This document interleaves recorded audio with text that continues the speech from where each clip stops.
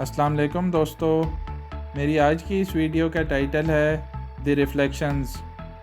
ایک دن ایک dog museum کے اندر چلا گیا۔ میوزیم منفرد نوعیت کا تھا۔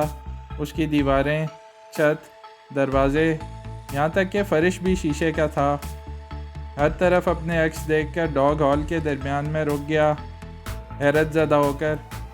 وہ دیکھ سکتا تھا ڈاگز کو جو کہ ہر طرف سے اسے گھیرے ہوئے تھے، اوپر سے نیچے تک۔ ڈاگ اب زور زور سے بات کرنے لگا، بھونکنے لگا، اور اس کے اعصاب بھی اسی طرح سے استعمال میں آنے لگے۔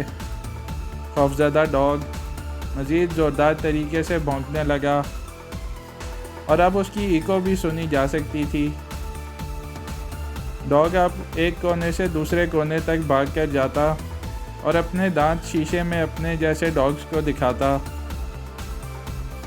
اگلی صبح میوزیم کے گارڈ نے بے جان ڈاگ کو اپنے بہت سے ریفلیکشنز کے ساتھ میوزیم میں مردہ پایا۔